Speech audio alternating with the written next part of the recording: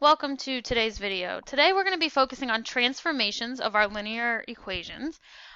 I put a couple notes on the board just to remind you.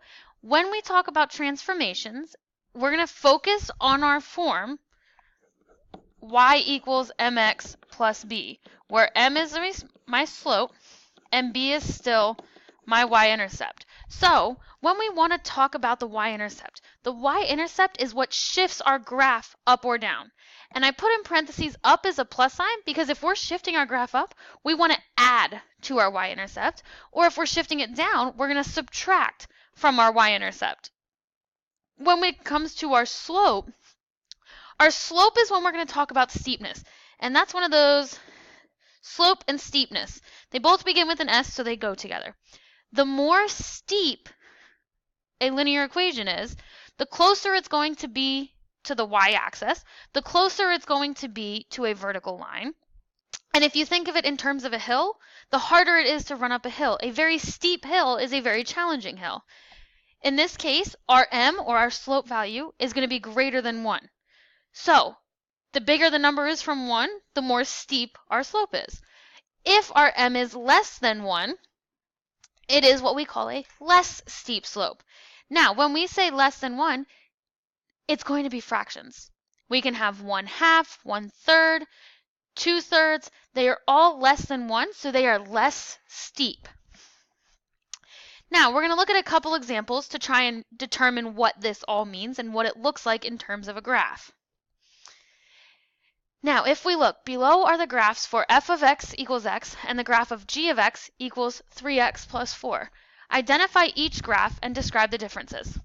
So, the first thing we want to start with, if I have f of x equals x, the one thing we need to keep in mind, f of x is just a fancy way of saying y equals x. Now, I had said before we want to talk about our slope and our y-intercept. Well, in this case, I know there's no number in front of x, but I'm going to put a 1 there because my coefficient can always be 1 if there's not a number. So now, 1 is my slope, and I don't have a y-intercept, but I can always add 0, and that becomes my y-intercept. Adding 0 to a problem doesn't change my problem. So in this case, my slope is 1, my y-intercept 0.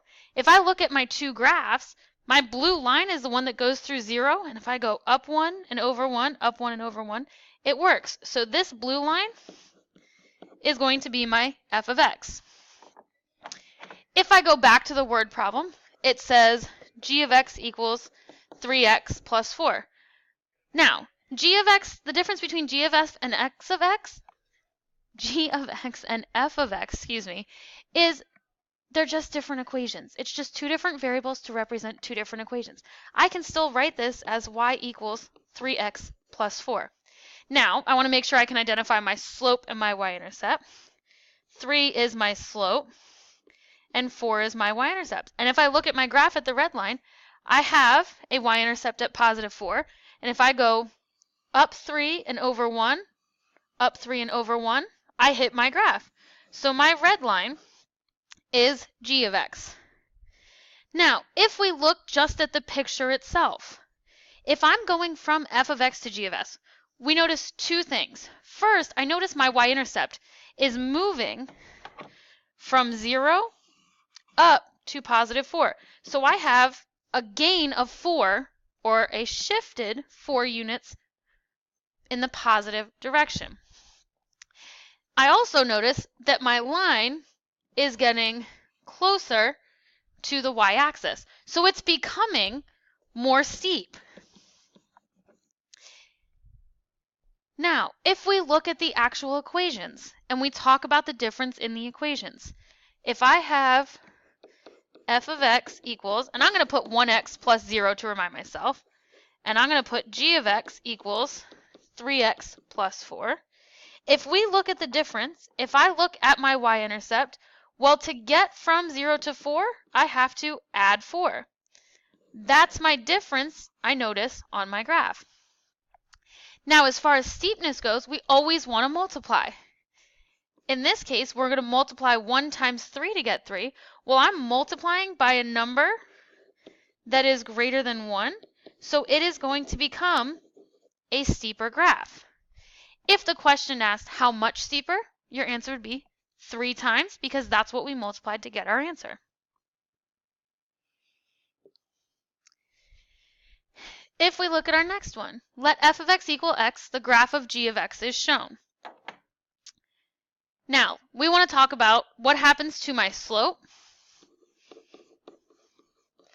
and what happened to my y-intercept. How was it shifted? So, first things first, I need to find my equation for g of x. If I look at my line, I have a y-intercept of 0, -2, and I have a slope. I go up 2 and to the left 4, so I went +2, -4. Well, if I do y over x, it becomes 2 over -4, which is -1/2. So now, if I go to write g of x equals, my slope is -1/2 x, and my y-intercept is -2. Now, if we go back to what we originally knew, f of x equals x. So again, I need to find my slope and my intercept. Well, if there's no coefficient of x, we can always put a 1 there because 1 times any number doesn't change our problem. So now 1 is my slope, and I need an intercept. I don't have an intercept, so when I don't have a y-intercept, we have to think, what can I add to the equation that won't change it? Well, adding 0 to any equation does not change our equation. The other option we do have, if I pull up Desmos calculator, we can always graph our f of x equation. So I'm going to type f of x equals x. And if I look at that graph, and I know you can't see what I typed, but I did type f of x equals x. If I look at that equation, I have a y-intercept right here in the middle, and it is at 0, 0. So my y-intercept is 0. You can always turn to the Desmos calculator to double check yourself if you're not sure. Because now if I look also, I can check my slope. Well, if I go up 1 over 1, up 1 over 1, it works as my slope. So if you're ever not sure, use Desmos to check yourself. So now if I look, I want to know what happened to my slope and what happened to my y-intercept. Well, if I were to graph it, it would look something like that. And if you notice my y-intercept, it went down. Well, the question is, how far did it go down? My y-intercept, it shifted 2 down. And if you look at my equations, 0 minus 2 gives me -2. So that tells me it shifted 2 down.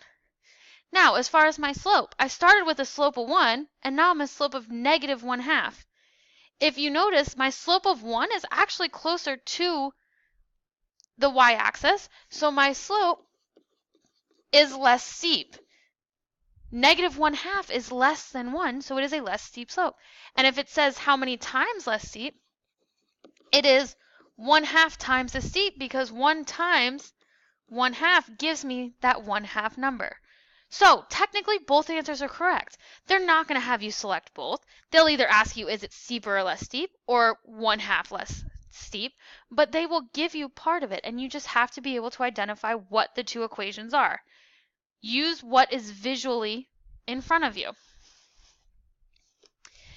If we look at our last example, let f of x equal x. The graph of g of x is shifted 3 units up from the graph of f of x, and 1/3 is steep as f of x equals x.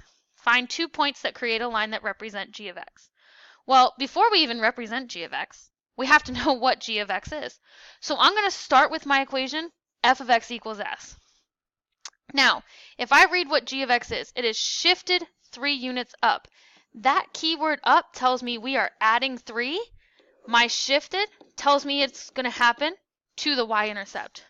So if I take my original equation of f of x equals x, I know I have a slope of 1, and I'm going to add my y-intercept of 0 just to remind myself that it's there.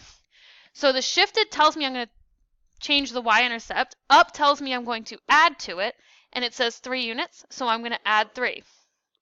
I now have 1x plus 3. If I look at the next line, it says 1/3 as steep.